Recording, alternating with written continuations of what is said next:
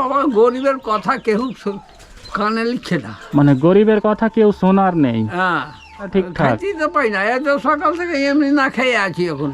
এতদিন থেকে আমার বয়স বুড়িয়ে গেল, ভিক্ষা ভাতা হয় না, কিছু হয়নি। তাই গেলাম মালদা টালদা সব জড়িয়ে দেখলাম কিছু হয়ে গেল। বললেন কি ই নাই, চৌকি নাই, তো চৌকি তো আমি কোথায় পাবো? খাইতে তো পাই না, তো চৌকি কোথায় পাবো?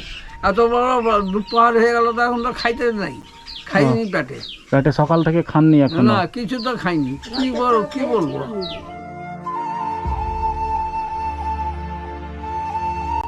চলেন, ধরে চলেন, আমাকে ধরে চলেন, চলেন দেখি।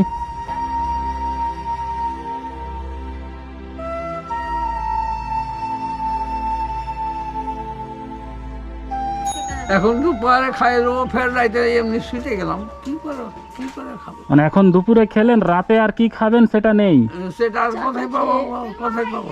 আরে বাবা, আমার বাড়ি যাবো, কি করে খাবো না খাবো, তো আল্লাহ দিন আল্লাহ নিয়ে পার করছে। এই তো হচ্ছে সংখ্যা। মানে একবেলা খাচ্ছেন আর একবেলা খেতে পাচ্ছেন না? না কিছু নাই, এই তো ঘরে দাঁড়িয়ে থাকছি, তো আর থাকতে পারছি না। বসেন বসেন বসেন, দাঁড়িয়ে থাকেন না, বসেন বসেন। দাঁড়িয়ে থাকতে পারছেন না তো বসে যান, আপনিও বসে যান।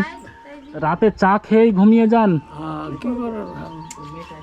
তাহলে এখন আমি যাচ্ছি বাজারে আপনাদের ওই চালের বস্তা টস্তা 1 মাসের প্রায় আমি বাজার করে দিয়ে যাচ্ছি আপনাদেরকে, বুঝলেন?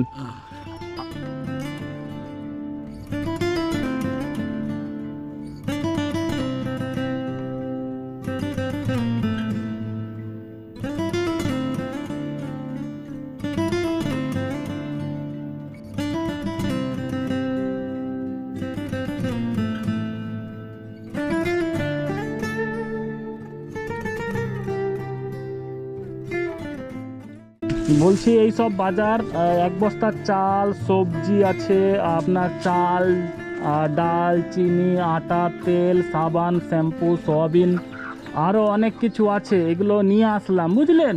এইটা আপনার মেয়ে এই কাজে গেছিল অন্যজনের বাড়ি, মানে এরাই দুজন কাজ করে আপনাদেরকে খাওয়াই। খুশি হলেন? খুশি। হ্যাঁ, কতটা খুশি? দিল খুলে খুশি। হ্যাঁ, দিল খুলে খুশি।